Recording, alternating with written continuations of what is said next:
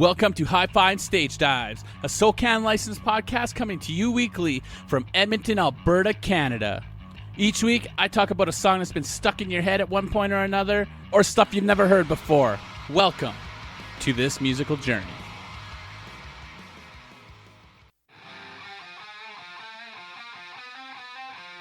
What's up? And welcome back to another episode of Hi-Fi and Stage Dives. If this song sounds familiar, it's because we're listening to the motherfucking Mötley Crüe. I told you guys I was going to do this episode. I thought it was going to be a lot harder than it turned out to be, which is fucking kind of good because holy shit. There was a lot of shit I had to go through to pick and choose a lot of stuff because they've fucking been around forever. Between Nikki Sixx, not even Nikki Sixx, just the whole band. The only person in this band I found, from listening to the Heroin Diaries to the research, is Mick Mars. Mick Mars was always the one who just sat in the corner. He was the fly on the wall all the time, I guess. I don't know. That was just his fucking thing, even to the very end. Like just how he was. I'm gonna break this all down. I just finished doing. I'm double podcasting today. I just finished doing an episode of the Awesome Hour.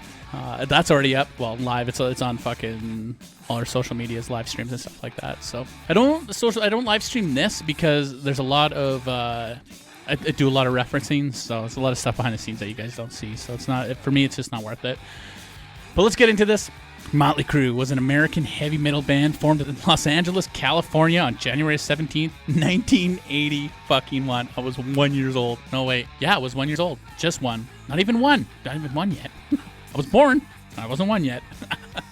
The group was founded by bassist Nikki Sixx and drummer Tommy Lee, lead singer Vince Neil, and lead guitar player Mick Mars. Mötley Crüe has sold more than 100 million records worldwide, including 25 million albums in the United States, making it one of the best-selling bands of all time. The glam rock, heavy metal, hard rock, hair metal, whatever you want to fucking call it, that whole era. Active years 81 to 2015. Their labels: Mötley 11-7 Music, Elektra, Lether, Warner Music Group. I get a good story about their fucking music labels. It's fucking awesome. Obviously, their side bands: Brides of Destruction, Methods of Mayhem, and 6 a.m. Methods of Mayhem did their thing for a bit. They never stuck around very long. I don't know if Tommy Lee's still doing that or what. Obviously, 6 a.m. is still kicking around hard. Their website, Mötley.com. It was cool doing the research on this because I listened to the book. I was like Nikki's Heroin Diaries book. It was fucking phenomenal. If you don't read, I highly recommend you go to Audible or wherever you're going to get your audiobooks from because it is fucking great. The members of the band often have been noted in their hederic lifestyle. They were fucking nuts. Like the stories, holy shit, the partying they did, pissing the bed. There's something wrong with these guys. They were always pissing the fucking bed. It was fucking crazy. Following its hard rock and heavy metal origins with their third album, Theater of Pain, in 85, the band joined the first wave of glam metal. Its final studio album, Saints of Los Angeles, was released on June 24, 2008, and their final show took place New Year's Eve, December 31st, 2015, and it was filmed for a theatrical and Blu-ray release in 2016. I'm gonna go check that out. That sounds like fun. I could have had it. I tried to go see them. Was not happening. That fucking show sold out like instantly because it was their last show. I even tried winning tickets. Like I was doing it all trying to get these fucking tickets, and it wasn't happening. So Mötley Crüe was formed January 17th, 1981. Like I said, when bassist Nikki Sixx left the band London and began rehearsing with Tommy Lee and lead vocalist and guitar player at the time Greg Leon. Leon eventually decided not to continue with them. Sixx and Lee began a search for new members as soon as they met guitarist Bob Deal, better known as Mr. Mick Mars. After answering the advertisement that was placed in the recycler that read, "Loud, rude, and aggressive guitar player available." I mean, maybe then. Now he's pretty good. I think he's pretty quiet now, but drugs had a lot to do with that. Although the lead vocalist named Odin was auditioned, Lee had known Vince Neil from high school in California, and the two had performed in different bands on the garage band circuit. Upon seeing Neil perform with the band Rock Candy at the Starwood in West Hollywood, Mars suggested they have him join the band, stating, "I don't care if he can sing. I don't care if he can do anything. The way he had the crowd going, that's a guy you need." At first, Neil refused the offer, but eventually was game, and he joined the band, obviously. Otherwise, we wouldn't have Mötley Crüe. So throughout this, I'm going to have like little quotes. There's a few little quotes in here. It's pretty cool. This one's from Nikki Sixx. I wanted a band that would be like David Bowie and the Sex Pistols thrown in with a blender with Black Sabbath. I don't know if that was the heroin or the cocaine or what. That's how it was. He was weird with his cocaine. It made him paranoid and used to do heroin to calm down. It was fucked up. It was a vicious circle. The newly formed band did not yet have a name. Sixx had said that he told his bandmates that he was thinking about calling the band Christmas. And he says this in his Heroin Diaries book too. It's fucking crazy. The other members were not very receptive to the idea, and I don't fucking blame them. I mean, it's a good idea, but like, I don't know, like, this is weird. Anyways, Mars remembered an incident that occurred when he was playing with the band Whitehorse, when one of the band members called the group a motley-looking crew. He had remembered the phrase and later copied it down as Mötley Crüe, as we know the spelling now, instead of C-R-E-W. And Neil added the set of omalots, supposedly inspired by a German beer, Lowbrow. And they have two, the O and the A have the omalots above it, which the members were drinking at the time. So that's pretty cool. The band's first release was the single Stick to Your Guns / Toast the Town, which was released on its record label, Luther Records. November 81, it debuted on the album Too Fast for Love, and that was self-produced and released on Luther Records, selling 20,000 copies. Following the success in like all these in the LA club scene, they fucking broke through in a big bad way. It helped them negotiate with several record labels. Why that was a tongue twister, I don't know. But because they were so big, they finally got a contract with Elektra Records. In 82, the debut album was then remixed by producer Roy Thomas Baker. Listening to Queen inspired Mötley Crüe to work with Roy Thomas Baker. The Too Fast for Love album, he would come in and listen to maybe 30 minutes or so and leave. And they were like, what? Where's he going? But he produced Queen, so they wanted him to produce it. So during the Cruising Through Canada tour, this is fucking great. This hits home. In 82, this is like in my hometown where I'm currently residing. They did a lot of crazy shit. Get away with a lot of crazy shit too. So during the Cruising Through Canada tour in 82, the band was arrested and released at the Edmonton International Airport for wearing their spiked stage wardrobe, considered dangerous weapons, through customs, and Vince Neil arriving with a small carry-on filled with porn magazines considered indecent material. Both were staged PR stunts. While playing the Scandals Disco in Edmonton, a bomb threat against the band was made, and it made the front page of the Journal. Tommy Lee threw a television set from the upper story window at the Sheraton Caravan Hotel. Rock Magazine Music expressed and noted that band was banned for life for the city. No, they weren't. They fucking came back through. That didn't last very long. Before I get into the rest of it, I just want to mention that I'm going to do the feature song that I'm going to do today is going to be Smoking in the Boys Room. Not because it's the best song by them. There's a lot of their songs that I fucking love. I'm picking Smoking in the Boys Room because it's the one that I remember as a kid that stood out to me. And it's just a cool, old school style riff, Smoking in the Boys Room. So that's the one I'm going to pick. And it suits the Crüe very well, right? So that's the one I'm doing. I think my favorite song, though, by them is... No, I can't say Shut Out the Devil. It's hard for me to pick a favorite Crüe song. In 83 and 91, that's when they started getting international fame. The band became rapidly successful in the United States after playing the U.S. festivals and also with the aid of the new medium of MTV. They did some crazy shit, too, like radio spots, and fuck, man. It was fucked. They then gained the attention of heavy metal star Mr. Ozzy Osbourne and found themselves at the opening act of Ozzy Osbourne in 1984 for his world tour. And that's fucking awesome, because at that point, Ozzy was well established with fucking Sabbath and himself. It was Ozzy. Like, fucking everybody knows who Ozzy is. So if you're opening for him, then you know you fucking did something right. Being the Mötley Crüe, known for heavy drug use and copious amounts of alcohol and partying, and the woman they fucking always had around, like, they fucking had women in and out, in and out, in and out. They had this one time they were in an airport, and it was just a revolving bathroom. They were getting oral sex from chicks. It was fucked. It was crazy. They produced several best-selling albums during the 80s, including Shout at the Devil in 83, Theater Pain in 85, Girls Girl Girls in 87, which showcased their love of motorcycles, whiskey, strip clubs, and which told tales of substance abuse, sex escapades. From the Girls Girls Girls album, they shot Girls Girls Girls in an actual strip club that they knew the owners of, I believe it was. But because it was Mötley Crüe, like, fuck it, who wouldn't let them fucking film a video in there, right? heights of the Crüe, one of the hugest bands at the time. Band has also had their share of scraps with the law, and this is fucking a very, very big understatement. I'm going to hit a few main keys here. In 1984, Vince Neil was driving home from a liquor store in his Di Tomasio Pantera. It was a cool exotic back then. It's still a pretty neat car to see. Like when you see one around now, they're a pretty rad car. He was in a head-on collision. His passenger, Hanoi Rocks drummer Nicholas Razzle Dingley, was killed.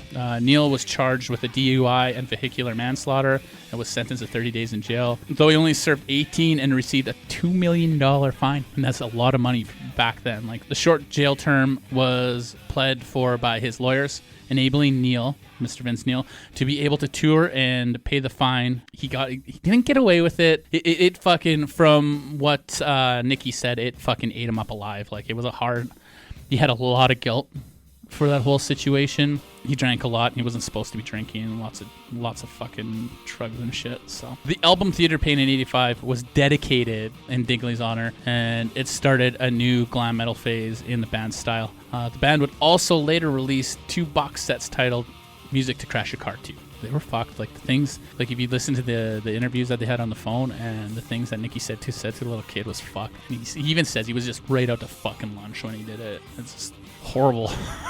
The way he describes the whole thing, it's cool because it's narrated by him also. Yeah, it was cool because it was narrated by him, and they do like these little in and outs of this person and that person. And it's just what's cool, what I like about it is that they had a female for the female sides of it because of his lovers, his mom, just general women in period, and a guy for the opposite side of it, like for all the dudes and stuff like that, which is cool because it split it up nicely. It's not just Nicky Six trying to be fucking different voices, which I've heard before. So they really broke it down, but it was nuts. It was great. So on December 23rd, 87, Nicky Six suffered from a heroin overdose. I believe, if I remember correctly, it was 2 that he had, and they were fucking nuts. I'll talk about it. He was declared legally dead on the way to the hospital, but the paramedic, who was a Crüe fan, revived Six with 2 shots of adrenaline, and his 2 minutes in death were inspirations for the song Kickstart My Heart. Now, okay, so I heard 2 different, if I remember correctly, there was 2 different situations where he died. One was because he kept this, let me finish this. From 86 to 87, Nicky Six kept a daily diary of his heroin addiction and eventually entered into rehab in 1988. And he fought it. He considers himself still an addict or in recovery because he fights it every day. So he died. The one thing I heard when he died is that he died on the street. He was dead. The paramedic was a Crüe fan. And there was 2 chicks watching, and they're like, no, don't stop. He was about to give up, but he said, don't stop. And so he did it again, and then his heart came back. There was also another situation where he woke up in a fucking dumpster. I don't know if he woke up in a dumpster or someone found him in a dumpster. I can't remember exactly. But the guy that he OD'd in this guy's house in London, he tried waking him up by beating him with a fucking bat, and he didn't get up, so he threw him in the fucking dumpster. And he lived through that too. Like, that was, yeah. So in 2006... he published his diaries, and it was a best-selling novel, The Heroin Diaries, A Year in the Life of a Shattered Rock Star. And in 2007, his side project, 6 a.m., released the Heroin Diaries soundtrack as a musical parallel to the novel. I really like what he does with 6 a.m. I don't know, I'm a sucker for ballads, and I'm a sucker for a good melody, obviously. So like Home Sweet Home is I love it because it's a ballad. I fucking love ballads. I don't give a shit what anybody says. Ballads are fucking amazing, especially when you get a good big fucking ballad solo in there. So good. And I think that's why I like 6 a.m. DJ Ashba, his guitar player, can do some really crazy shit sometimes. I've seen him do some bad stuff, but he can do some really good stuff. 6 a.m. is a great band.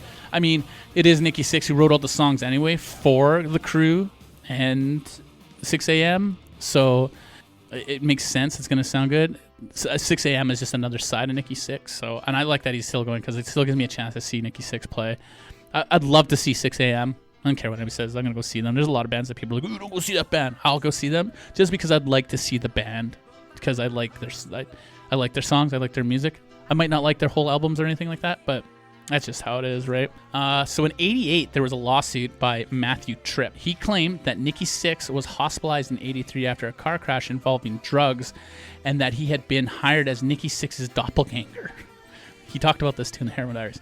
The suit was regarding the loss of royalties from his time in Mötley Crüe, and the case was not closed until 93 when Tripp dropped the charges and disappeared from the public view.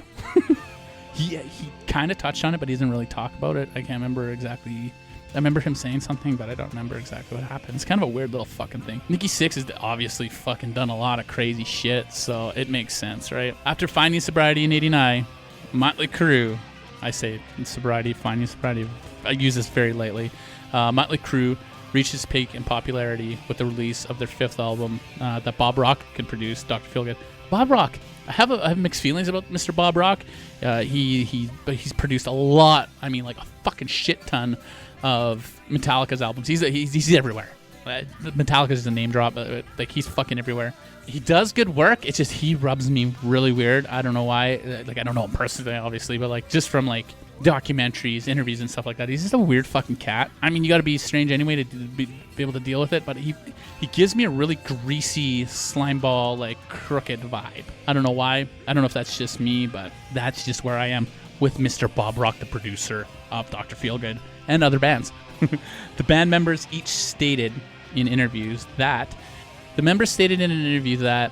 due to their collective push for sobriety, Dr. Feelgood was their most solid album musically. It is their best-selling album to date. So, I mean, there's partying, and then there's a point, that you have to look at it and say, you know what, maybe we should do this a little bit sober. And I'm speaking from experience. I've played shows where I was fucking shit tank drunk. It was weird because I could see myself fucking up.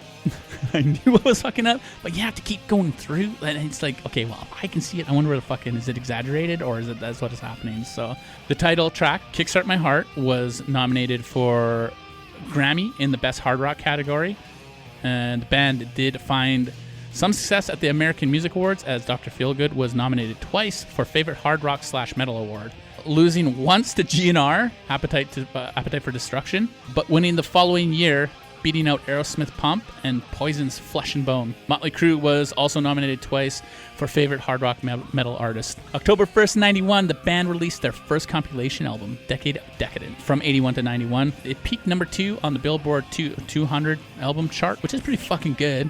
This is a quote. It was just something for the fans while the band worked on their next all-new album. I got a few more. I'm going to talk about a few more things, and then we'll get into the feature song, and then we'll wrap it up. I thought this was going to be like a lot harder and longer than I thought it was going to be. So I don't know. I don't know why. I think maybe because it is the Crüe, and I know that the Crüe holds a lot of clout for people. So it's not something I wanted to take lightly. I wanted to do it properly. I wanted to have, especially coming off listening to the Heroin Diaries and hearing all the stories about all the guys and stuff like that. Nikki Sixx ran around in his underwear with a knife in his hand because he thought the world was ending because he was high on cocaine. Like, that was fucking nuts. So, from 92 to 2003, they had some turmoil. A lot of it. Vince Neil left in February 1992. The controversy still persists over whether Neil was fired or quit. Sixx has long maintained that Vince Neil quit. I don't know. However, Neil insists that he was fired. So, they got a little quote here. Any band has its little spats. And this one was basically just steamed from a bunch of fuck yous in a rehearsal studio. It went from I quit to you're fired. It was handled stupidly, and the management just left one of the biggest bands in the world to break up. I get it. Like, you fucking have all those. You start having all those little fuck you moments. It happens. I've seen that. I've seen it happen with my old podcast, Three Guys Talking, unfortunately. There was some big fuck yous happen, and it just spoiled out. So I think it was for the better. That podcast was very... It was my up-and-comings and my beginnings of the podcast career for myself and my homie Alec, my co-host on the Awesome Hour, and it made us better people, and it made us tighter as friends and made us tighter as co-hosts, and it's pretty rad how that happened. So ultimately, Neil was replaced by John Corabi, although Mötley Crüe's self-titled March 1994 release made the Billboard Top 10 at number 7.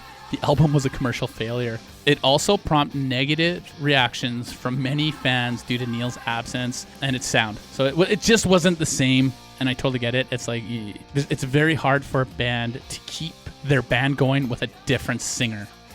I know it sounds crazy, you can replace certain people in a band, but usually, like, especially an iconic band like Mötley Crüe, to replace the singer is very fucking hard.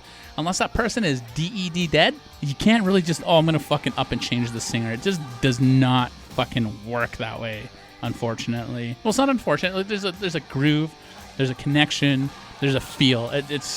Neil was the voice of the band, and then eventually he got fired because he just didn't fit. It didn't work. So The band reunited with Neil in 97. Neil, Lee, and Six agreeing to leave their egos at the door. And the band released Generation Swine. Debuted at number 4, but with no backing from their label Elektra, it was a commercial failure. Because fuck big labels, they're a bunch of fucking dicks. In 1999, Tommy Lee quit to pursue a solo career due to increased tensions with Vince Neil. And then they're quoted as saying, "All we got back was a call from his attorney saying he wasn't coming back. He wasn't into rock and roll anymore. He said that rock was dead. It all happened during a void in Mötley. We weren't rehearsing, so it was no big deal." There was a weird, like that whole, like in 98, that whole new metal thing came through, and then the Methods Mayhem did his thing, and then Tommy Lee was naked, and all that shit was fucked, and it was a crazy time in music. Tommy Lee was replaced by former Ozzy Osbourne drummer and longtime friend of the band, Randy Castellitto. The band released New Tattoo in July 2000. Before the ensuing tour commenced, Castellitto became ill, which was later to be determined as cancer. The band brought in former Hole drummer Samantha Maloney. Castellitto fucking went and dealt with his health and hung out with his family to fight cancer. He lost his fight, though, shortly after in 2002. So, fuck cancer. Fuck you, cancer. Always fuck cancer. So at that time, when they were hitting that lull, they all just decided to do all their side projects and focus on all that other shit and all their personal stuff like that. So the only person, like I said, was Mick Mars. But Mick Mars, who suffers from a rare hereditary form of arthritis called ankylosing spondylitis. I think my brother-in-law has that. Fucks up your spine really bad. Went into seclusion in 2001 and to deal with his health issues. So I'll spit a little bit more, and then we'll get into the feature song, because there's a lot more than I thought here. Holy shit. There's fucking so much stuff. So much history behind a band like this. It's nuts. It's hard to, like... I've gone through all my stuff, and I'm like all my research, and it's really hard to really fucking gauge where this is going to go and how long it's going to go. So a 2001 autobiography entitled The Dirt presented Mötley as the world's most notorious rock band. The book made the top 10 of the New York Times bestsellers list and spent 10 weeks there. I'm going to check that book out. If it's available audio, definitely doing it, because fucking they got some crazy stories. And there's that movie, which I will get to later. In September 2004, Nikki Sixx announced that him and Vince Neil had returned to the studio and had begun recording new material. In December 2004, the 4 original members announced a reunion/final tour, which began in February 14, 2005 in San Juan, Puerto Rico. The resulting compilation album, Red, White, and Crüe, was released February 2005. It featured the band's members' favorite original songs, plus 3 new tracks: If I Die Tomorrow, Sick Love Song, co-written by Sixx and James Michael, and a cover of the Rolling Stones classic Street Fighting Man. I believe they also do another cover of... I can't remember what it's called. I saw it and I can't remember what it's called. Controversy. This is great. Controversy was caused when it was suggested that neither Tommy Lee nor Mick Mars played on the new tracks.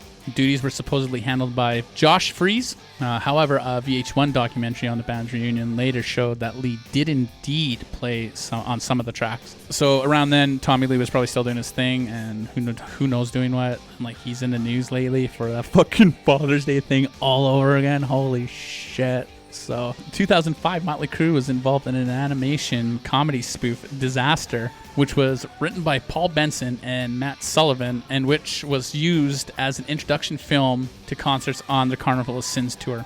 I could have saw that tour too, and I didn't. It's one of the shows I wish I would have seen regardless. Anyways, in 2006, Mötley Crüe went on tour, co-headlining with Aerosmith. This was another well-attended tour following the Carnival of Sins tour of 2005. In June 7th, Mötley Crüe set up a small European tour. A lawsuit was filed by Neil, Mars, and Sixx against Carl Stubberner, Tommy Lee's manager. The 3 sued him for contracting for Lee to appear on 2 unsuccessful reality TV shows. The band claimed it hurt their image. It was later reported on Mötley.com that the lawsuit had been settled. Who knows what happened there, but let's do the feature song after I talk about Saints of Los Angeles for a little bit. And we'll get into the feature song and we'll wrap it up. There's a lot of extra little stuff, and then we'll see where we're at, guys and girls, ladies and gentlemen. So Saints of Los Angeles, 2008 to 2010. In 2008, on June 11th, the band and manager Bert Stein filed a suit against each other. Stein was Vince Neil's personal manager, also according to the band, and rival manager Alan Kovac served as the band's manager at one time. The band and Kovac sued Los Angeles County Superior Court, claimed that Stein was not entitled to a cut of Mötley Crüe's earnings. Stein sued the same day in Nashville federal court, saying he was entitled to 1.875% of the band's makes. Other litigations between two parties also ensued in Nevada. He was basically fucking trying to get money from wherever he could fucking go. In July 2009, lawyers from both sides announced that the dispute had been amicably resolved through a global statement. So basically, homie was trying to get free money because he was a fucking cunt. Crüe's 9th studio album, The Saints of Los Angeles, was released in Japan on June 17th, 2008. Love the Japan release. It was like a thing, like back in the day. Like, oh man, that's like, we still do it. Like records and stuff. That's like the Japanese press. Well, it's crazy. Like, it's awesome. It's cool because it's all in Japanese. And in America, June 24th, 2008. The album was originally titled The Dirt, as it was loosely based off the band's autobiography of the same name, but it was later changed. Let's do the feature song, and then we'll talk about like Crüe Fest and stuff like that, and we'll talk about the book a little more and some other things, and eventually the very end of the Crüe. They got like a whole thing where they're not allowed to do it anymore. It's crazy. Like, I've read a bunch of it, and it's pretty cool. So here we go. Let's listen into Smoking in the Boys' Room. Like I said, I picked this song not because it's my favorite song by Mötley Crüe, but because it's the one that I remember the most. I think this is the very first Crüe song that I really, really heard, that I really paid attention to. Because, you know, being a little rebel-ass kid in middle school and smoking in the boys' room. Here we go. This will be Smoking in the Boys' Room. You are listening to Mötley Crüe on Hi-Fi and Stage Dives. Turn this motherfucker up. Enjoy it.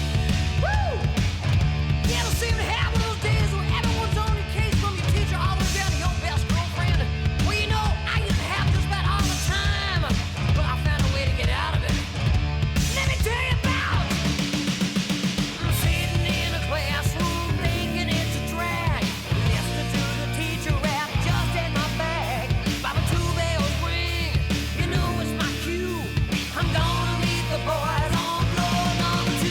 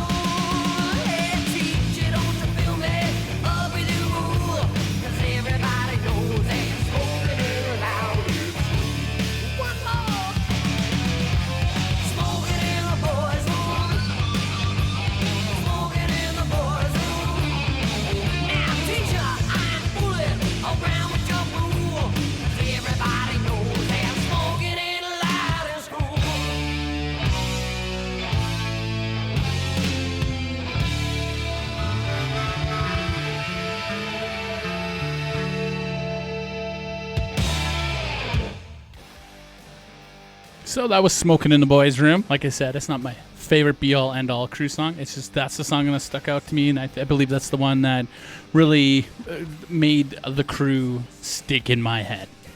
So in mid-2008, Mötley Crüe headlined the popular Crüe Fest music festival, which included opening acts Buckcherry, Papa Roach, Trapped, and Nikki Sixx's successful side band, 6 a.m. I always feel like that would be kind of weird. Like, you know, your band is playing a show, and then like the main member of your band, the songwriter, is going to be playing with his band. I don't know. I always thought it was kind of weird, but I don't know. So like I said before, the Mötley Crüe had announced that the movie The Dirt was based on the book written by Mötley Crüe and Neil Strauss. It was supposed to be released in 2009. However, as of September 2009, the Internet Movie Database, IMDb, listed 2011 as a possible release date. We are currently in 2018, and it still hasn't come out yet, but they have the cast, and the cast is a pretty stellar lineup, too. I heard, so they're saying here that The Dirt might have been picked up by Netflix. If The Dirt is picked up by Netflix, that means it's going to be hella good. Because Netflix don't fuck around when it comes to fucking making shit. So I'm stoked on it. We'll see how it fucking all comes out. It's going to be good. If they do it, it's going to be good. Hopefully they do it right. If it is going to be Netflix, you know it's going to be fucking good. You never know, right? Hopefully it's true, though, because I'd definitely love to see that movie. iTunes picked Saints of Los Angeles in their Best of 2008 in the rock category as the #1 song. This song was also nominated for a Grammy Award in the Best Hard Rock Performance category. Oh, yeah, and then there was, like, in the video games, and I don't know if anybody played Rock Band. Like, when that game, I played the shit out of it because I'm a musician, right? And there was lots of Crüe. That game was actually kind of fun. The band played Download Festival at Donington Park, June 12th and 14th, 2009, playing on the second stage on Friday night. The band made a guest appearance in a season finale of Bones, which I did not know of, on May 14th, 2009, entitled The End in the Beginning, performing the classic rock song, Dr. Feelgood. I believe Bones is the detective one? She's a doctor or a forensic doctor or something? I don't know. I can't remember. I never really watched that show. Maybe 1 or 2 episodes by passing. Mötley Crüe headlined Crüe Fest 2 Festival, which ran from July to September in 2009. Supporting them was Godsmack, Theory of a Deadman, Drowning Pool, and Charm City Devils. Can't remember why that name sounds so familiar, but they were probably on the radio, and that's why I know them. Mötley Crüe performing a set featuring material from Saints of Los Angeles. The band also celebrated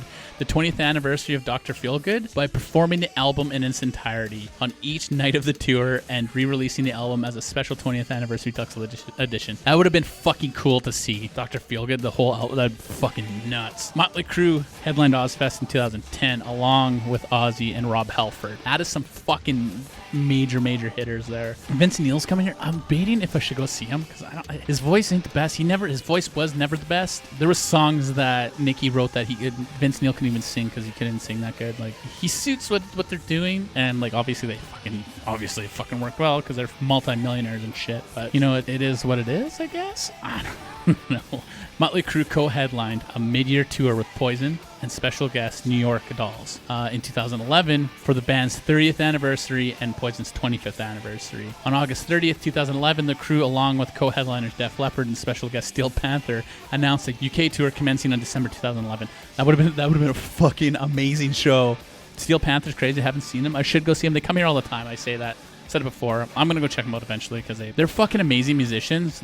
Like, I get it that they're like a parody thing, but that guy can fucking wail and they can shred their instruments like nobody's business. And I guess they put on a really cool fucking show. So in March 2012, the Crüe announced co-headline tour with Kiss. The tour kicked off on July 20th in Bristow, Virginia, and ran through September 23rd. I don't like Kiss. I'm not a Kiss fan whatsoever. There's like maybe 1 or 2 songs that I like by them, but no, not for me. I don't know. I watched that reality TV shit with Gene Simmons for a bit, but I don't know. It's not for me. In early 2012, the band announced they were recording a new song that would be called Sex. The track was officially released on July 16, 2012 on their website. In February 2013, the Crüe announced their biggest ever Canadian tour with more U.S. dates expected to be announced soon after the tour with Kiss ran through Australia in March 2013. During the Australian leg of the tour with Kiss, a rumor was circulating that the members of Mötley Crüe had discussed that the band's retirement and had also agreed upon when it would be, supposedly being sooner than most had anticipated. They were talking about retiring for a long time. Nikki Sixx was talking about it all the time on his radio show and shit like that. The Sixth Sense. On January 28, 2014, at the conference inside Beecher's Madhouse Theater in Hollywood, Mötley Crüe announced that the full details of the retirement, including a tour initially spanning 70 North American dates with Alice Cooper playing as a special guest. Band members had signed a cessation of touring agreement, which prevented them from touring under the Mötley Crüe name beyond the end of 2015. Nicky said that he wanted it to be done. He wanted to be over. Close that chapter. Close that book in his life. It's done. Obviously, Vince Neil is touring. The band tours, or some of the guys like Nikki Sixx.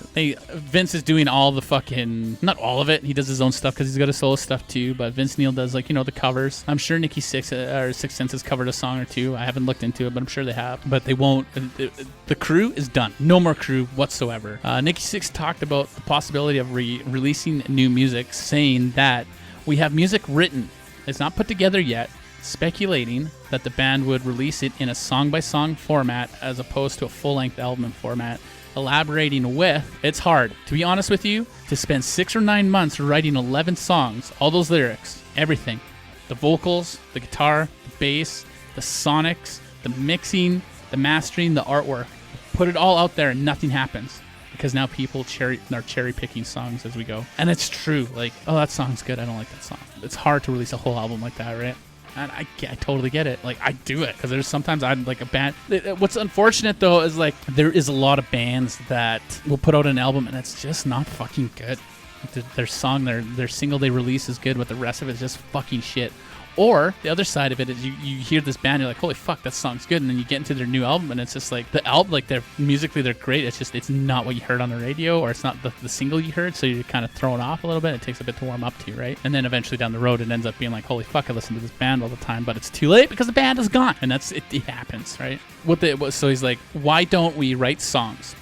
Find vehicles to get 1, 2, or 4 songs to 10 million people rather than 11 songs to 100,000 people. So I totally get what he's saying there. I'd rather have 5 songs hit millions of people than 1 song out of 11 only hit a couple thousand, which would fucking totally suck. Sixx later announced that the band will not release another album before their retirement. During the tour, they played a new song, All Bad Things, over the speakers through the venue before they took stage. It was cool. I like it when bands do cool little things like that because, gives you that little that inside sense of intimacy. On November 22nd, 2014, in Spokane, Washington, at the Spokane Arena, the band played the final concert of the first North American leg of the final tour. On January 15th, 2015, it was announced that the band's career would end with the international concerts in Japan, Australia, Brazil, and Europe before heading out to a second leg of the North American tour throughout 2015, ending with a concert at the MGM Grand Arena in Las Vegas on December 27th, followed by 3 concerts. This is fucking awesome, and I totally thought this was rad.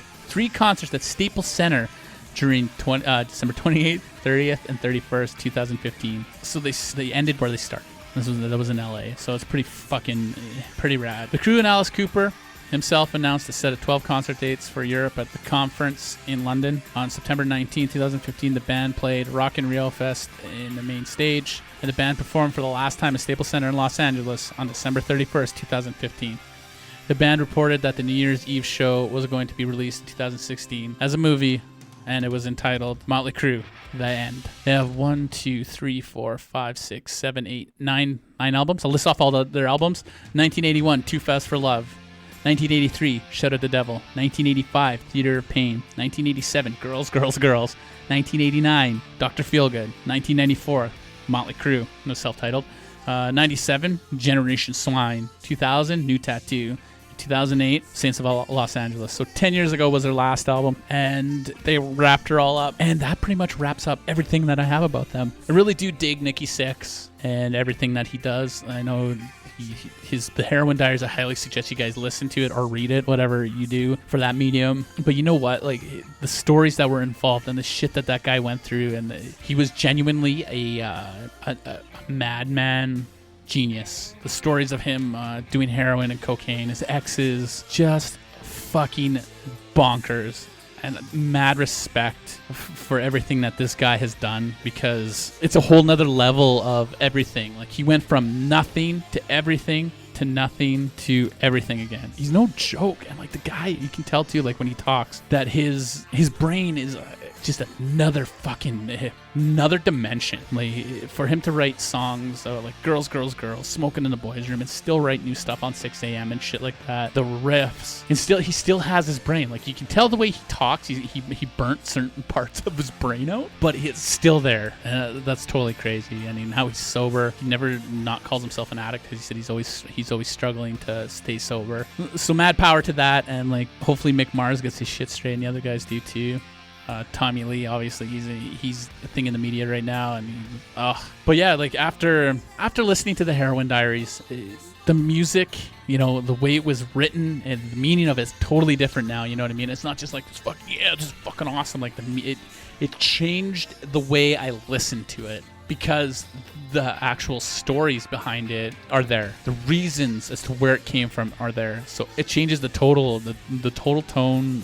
The way I hear it is different. I don't know how to explain it. Maybe if you know what I'm talking about, cool. If you don't, go listen to or read the Heroin Diaries. And once it's cool too, because like, he plays the music in there every once in a while, and he explains where the music comes from. Like, Kickstart My Heart, like I said, was about him dying and coming back, and girls, and all. It's fucking nuts. Girls was about the girls. That's all it was. So it's great.